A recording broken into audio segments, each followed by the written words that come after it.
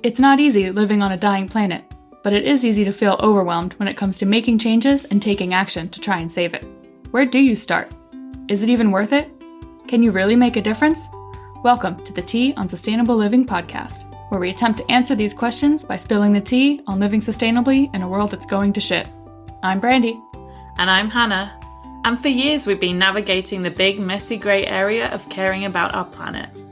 It hasn't always been smooth sailing, but we're not giving up yet. So, brew yourself a cup of tea, get comfy, and let's try and navigate that grey area together. Hello, Give-A-Shitters. This is Brandy. And this is Hannah, and you're listening to episode number 23 of the Tea on Sustainable Living podcast. And happy Valentine's Day, if you're listening when this comes out. Do you have any Valentine's Day plans, Brandy? Well, we were just talking before we hit record that we're going to get some Valentine's Day donuts, vegan donuts, this weekend. Or at least I am.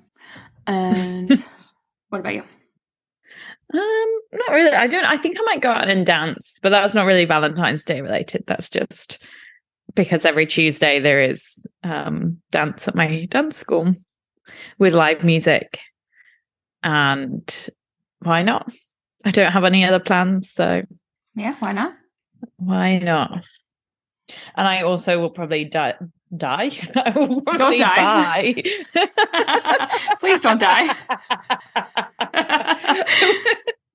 I wanted to say I will also probably buy one of those donuts, but that just combined in a really, really weird way. I'm gonna die of being so single on Valentine's Day.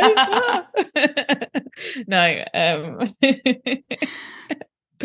universe, I'm not ready to die. I just want to eat donuts. Say, don't put that out there. Bring it back. Bring that back from the universe. Oh. Brandy will give you an update on Instagram as to whether I'm still alive when this is actually released.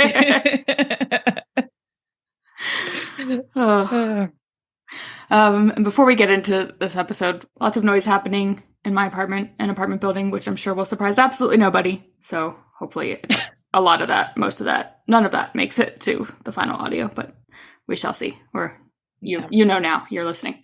Well, Hannah, this was your I originally had an idea for a Valentine's themed episode, more about like the kind of the commercialization of it and how to like do it more sustainably, but like I feel like that's being done by other people. So then you had this cool idea for the episode we are going to have today. We are having today. It's happening right now. We wanted to talk about like a little love letter to our planet. What do we love about it? Why are we even bothered to do what we do? Kind of, I guess, like David, much not as cool as him, but slightly David Attenborough style. So I know that was always a thing with the Planet Earth documentaries. The first ones, there were criticisms because he didn't really talk about the climate issues. And he's always said that, like, unless people know, well, I'm not paraphrasing. This is what I understood is what his opinion is that unless you like know what our planet is and why we should care about it, like how are people motivated to take action? Yeah, I feel like we talk about, how to like figuring out like what your priority is and like if you're trying to make changes in your life to be more, planet friendly, etc. So yeah, I think this is a good way to kind of know your why and to like kind of keep you going, motivate yourself, be inspired by this beautiful planet. So yeah. Brandy. Hannah. Why do you love our planet? So I thought it was interesting when I looked back or like kind of reread what I like first jotted down and then like kind of like looking at what you wrote and what I got some responses from you listeners and from Instagram and one via email that we'll share too, that mine was like a mix of nature and like just the sheer volume and variety of like things like landscapes and climates and but then also I had things I wrote down like people and architecture, clothing, style, food. I mean, it is one of the most important ones. I It didn't is. put it in mind, but I should have done, because I feel like that's food also is like awesome. it's like it connects it all because it's Mm. um Yeah, I mean, we comes from our couldn't. planet and Yeah. we are able to live here because of it. Right. But I also was thinking more of like the different types of cuisines. Like our planet is so big and diverse. And Mm-hmm. then I kind of ended on like, I'm like constantly amazed by like our ability to like get shit done when we want to. And Mm. that like we do have the capacity and ability to like, make some like massive changes like when we're motivated enough, individually, collectively. So mine was a mix of like things that like are actually on the like planet, like nature related. Mm. But then a lot of it was like people wise. So like the planet like obviously allows for all of this diversity. I don't think I'm expressing myself very eloquently, but I hope my point is coming across. Yeah, I mean, I think, yeah, I mean, it's like we can't, I guess for good or worse, we're like always, we're understanding the planet through our perspectives, and humans, Mm-hmm. well, obviously, every individual have their own perspective, but humans, I think, have a particular, like, I don't know, just like the way our bodies are, like the way we move through the planet, Mm-hmm. like has an impact, like what we can see and hear and smell and what we can't. Mm-hmm. That must have like an impact on the way we like relate to the world around us. Yeah, absolutely. And just the sheer like size of it, like it's hard to grasp like how Mm, big the planet is and how many people are yeah. able to live on it. Yeah. Yeah, it's true. And how many animals and insects Mm-hmm. and bacteria, Mm-hmm. because bacteria are everywhere, folks. We are all bacteria, baby. Yeah, it's pretty incredible, honestly. And then it got me thinking, like, it's easy when you start thinking about how big the planet is, it's easy to kind of think that, like when you drop like maybe like a drop of like food coloring, like one drop in like a glass of water, you don't notice that. So like whether that's like making any like sort of change or think, oh well, that's not really going to impact anything, but it Mm. does. Because then the more you like look at our planet and all the animals and food and people on it, like when you see like how connected everything is, and I don't know, Yeah. that for me just like kind of reaffirms that like, okay, it is all connected, like ripple effect, like that is a real thing. Yeah. I mean, yeah, it's just like kind of crazy. Like, just the world we live in is crazy. Like, just the fact that we're alive. Mm-hmm. Like, I don't know if I just sometimes I like walk down the street and I'm just like, what the fuck? I feel the Like, same way when I start thinking about like the universe and space and like how right. it I mean, just doesn't yeah, end. well, So that's another, that's that's one thing. another. But then the fact that like this planet exists in that Yeah. And never also just endingness. like just how we've ended up, like, so, for like good and for bad, but just like walking around and like we just like when like I'm just like walking through a street in a city wearing clothes. Why am I wearing clothes? Like, why did we build things? Like, how has this happened? Mm-hmm. And I'm like, yeah, go out for like a nice meal and meet all of these other humanoids, Mm-hmm. That and are it's also wearing just clothes. right. Hopefully. Walking um around buildings and it's just nuts. it is nuts. And I think like how quickly like we've advanced. And I don't know if you've ever gone to like any sort of like history museum where it like puts on like this one of like their massive walls about like when life started on Earth and then all the way up Mm, until current like civilization.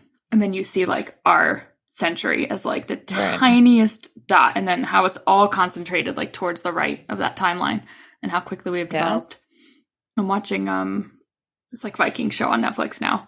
I'm like, I don't think I'd last for very long in those conditions. Yeah, I mean, that's a whole other thing. Like, Yeah. I it's true. I remember thinking when my whole family has asthma. Like, Mm-hmm. growing up, we all had asthma. Like, like even like 100, 150 years ago, it'd be Mm. very likely at least one of us would have died. Mm. At least. And if we think in terms of like the advancement in medicine Yeah. in the last like 100 and 150 years alone. Mm-hmm. Nuts. Like I mean, one of the things I wrote down was about flying, because that's the thing that always gets me. I was Because just gonna say something about that.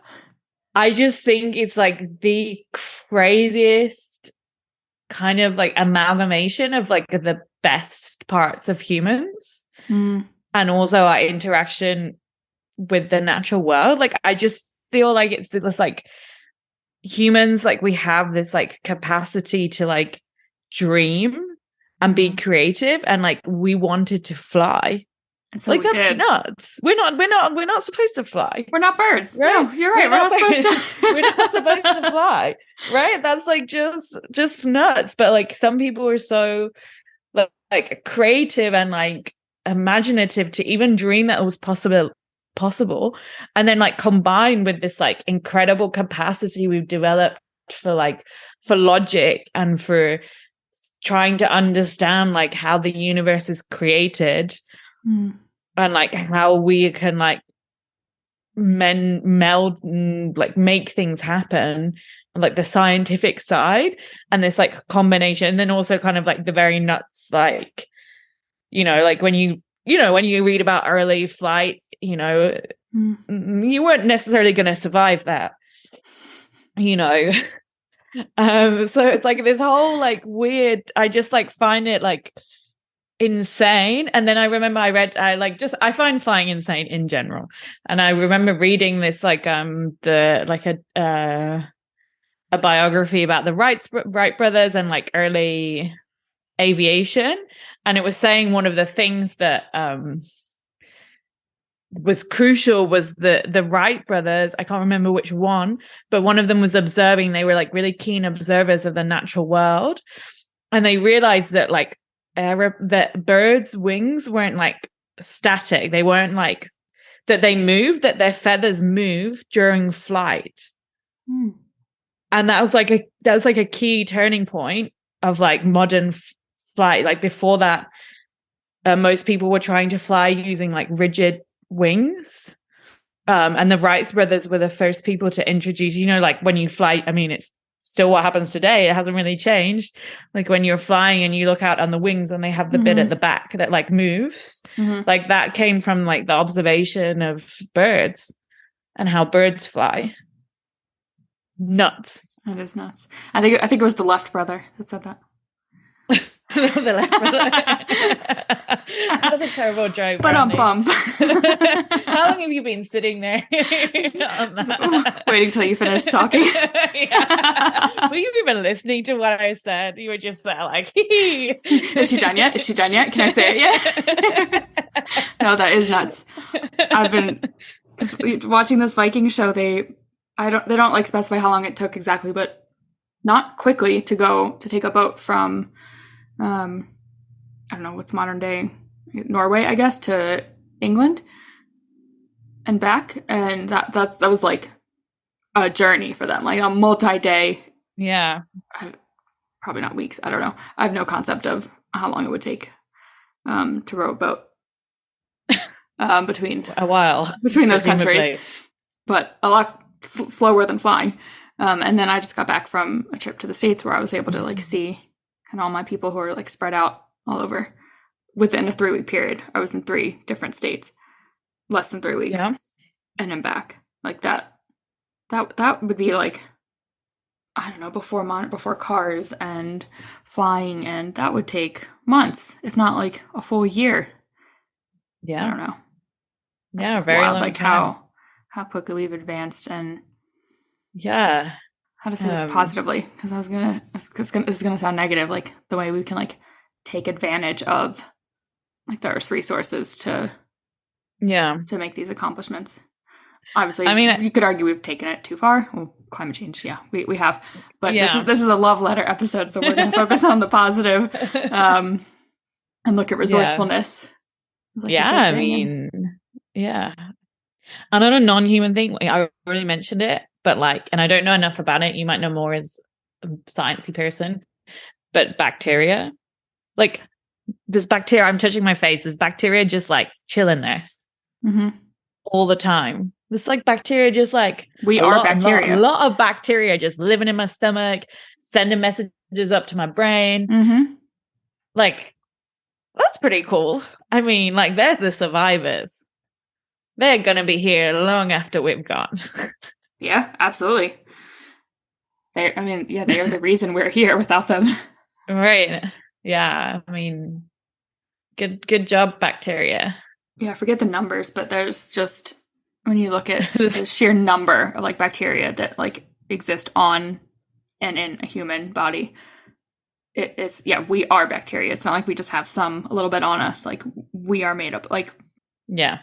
we are bacteria. Yeah. And then just like as well, like the kind of like beauty of like every day, that we can, I guess we probably missed it, but you can leave the house around this time, it's like the evening, and just see amazing sunsets, or like feel the wind on your skin, and like all these trees that have, well, maybe they're not that old, but some of them are very old, just like things growing. Kind of crazy. I know. I'm not like much of a gardener. I know you have some stuff on your patio, but yeah, and I like follow a lot of people who like do like home gardening and talk about like how hard it is to get certain things to like grow properly. But I don't know if that's because we're, I don't know, trying to grow things that obviously it's more difficult if you're trying to grow something like out of season or whatever. And I know there are like animals and things to like kind of keep away from your home garden. But the fact that like things do just grow on their own with no human like, intervention, interaction, whatever. Yeah. And then you could like live off of that is wild. Yeah. And just like the I know I can't think of any examples because I haven't looked it up, but I know there's like, I remember watching in one of the Attenborough documentaries actually, and like them talking about like a type of bird that is like just like evolved to be able to drink or eat from like a certain type of plant. And just like this kind of like interaction with the, like between nature, like it's not obviously it can seem static, but over time, like how it's changed and developed, and the way humans have adapted. But like we've kind of progressed our society so much that like we can't keep up with it. So like that's why we have problems with like eating too much salt and sugar, because like back when we did just live off the land, like that like meant things for our health, like that meant our survival. Things that were sweet, and then salt, so your body would go dehydrated, and oil, so you like fatty things, so you'd make it through the winter. So now like we crave these things because we still think we're still hardwired that like that means our survival, but then like we overdo it because of the negative things of our society that like we're not really gonna talk too much more about. But the fact that like that adapt, like we adapt to the planet, that's just wild to me.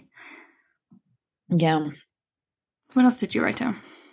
I mostly I guess like how many colors there are. I like that. Like how many colors there are, and just like how incredible the natural world is. I didn't really expand, but it's just like, there's so much, like when you move from one place to the other, there's so much that like changes. And just, like the colors again, it's like, like I always so shocked when I go back to the UK and it's just so green. It's just such like a vibrant green color from like all the rain. And around Madrid, that's like not a color that you see in that like vibrancy, but you have all these like shades of like from like the like the oranges and like from like kind of the more deserty, dry parts, and like beautiful sunny blue, clear blue skies, and like the sunsets. Amazing here. I was thinking about this when I was California was one of the states I visited, and we went to the beach the one day, and just like I forgot like how like I told myself I wouldn't, but I ended up taking it for granted when I lived there, like sitting on the beach and then like looking at the mountains and just like how do those two things like exist like like next to each other? Mm-hmm. And Yeah. then to like watch the sunset surround like on a beach surrounded by mountains, it's just crazy to me. And then you can like go for a hike in the morning and like just have this beautiful, just absolutely gorgeous view of the ocean. Mm. And then like have a day on the beach and see a gorgeous sunset. And then like drive an hour and go skiing. The fact that all of those like gorgeous things exist so close to each other. Pretty great. Well done, Mother Earth. Well done. Yeah. Beautiful. What did some of our followers say? Oh yes. So we'll start with on Instagram, put out like a story sticker. And got 1, 2, 3 answers from that. Kris, two, lots of 2s on Instagram, gave 2 responses. They said spring and how everything comes back to life. Which I thought that was a good one. Yeah. The seasons. Yeah, we didn't even talk. I like briefly mentioned climates, the different climates. We've talked about that, but yeah, just the changes in seasons depending on where you live. Yeah. And it's true, you really change in like the earth. Kind of. Like, you know, it's like, and it kind of sometimes it like, well, at least, you know, in Spain, in the UK, there's pretty defined like the 4 seasons. And I do feel that it is kind of like a blink and you miss it, but it's also very obvious. It's like one day you're just out walking and you're like, oh, it's spring. Yeah, it's like the day-to-day is gradual, but then when you look back, you're like, oh, wait a minute. Yeah. There was suddenly like flowers. Snow on the ground like a few weeks ago, and right. now, beautiful flowers, trees coming back to life. Yeah. So fall's the best season. Spring is nice, Kris. Lots of 2s. But yeah, fall, I'm gonna have to throw in special mention. A special mention for fall. And they also said how nature always finds the way. Thank you for those answers. And then the next response was Kelly, who still has yet to leave us a voice note. Just saying, she said, I got a more serious answer, but her first response was, you on it. So she loves that awesome. I am on planet Earth. So thank you for that. That's very nice, Kelly. But then I said, no, but seriously, like, what's your answer? And she said, all of the things I love about Earth doesn't include helping the environment, travel, Sacre Coeur. And she said, oh, I guess the beach would count, but only really on overcast days. I conceptually like a flat, cleared path in the woods, but actually like gets quite scared by myself.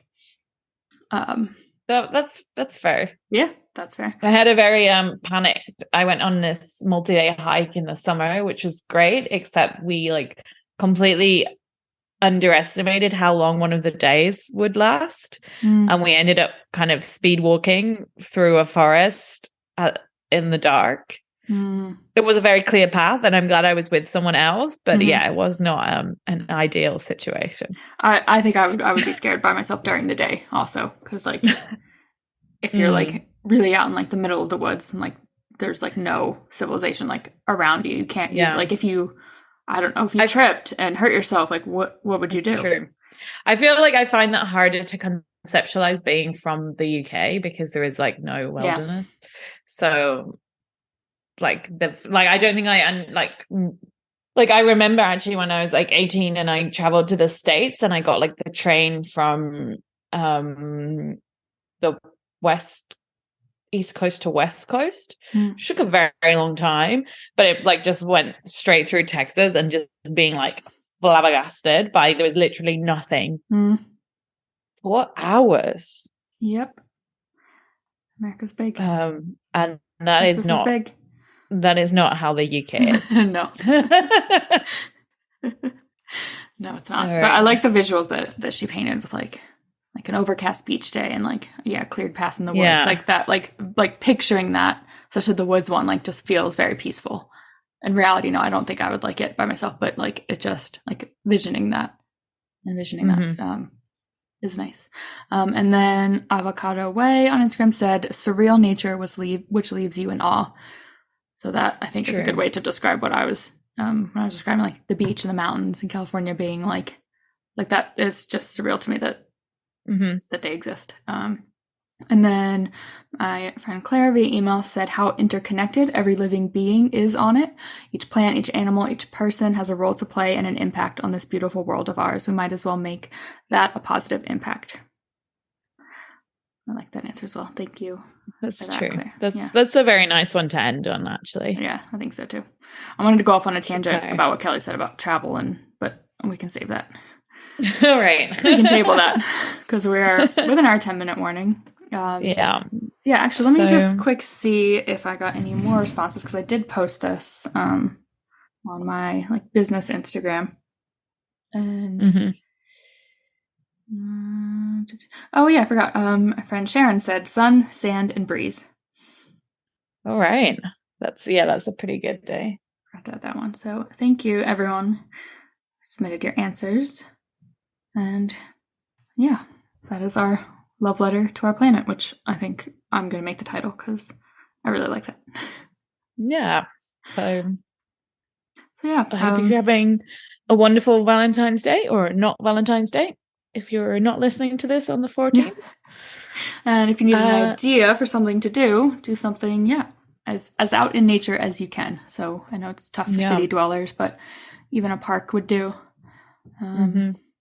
And even not on Valentine's Day, just any. That's a good I want to be better about getting out in nature and kind of more continuously reminding myself about why we're trying to save it, to save our planet. Yeah. And if you missed submitting your answer before this episode, you can let us know. Even after this has gone live on our Instagram at the Tea on Sustainable Living. And yeah. See you in the next one. Bye.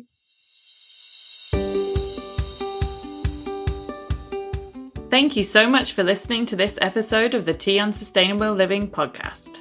Now, go share it with a friend, a coworker, a partner, a family member, or whoever. A pet, your cat, someone on the street.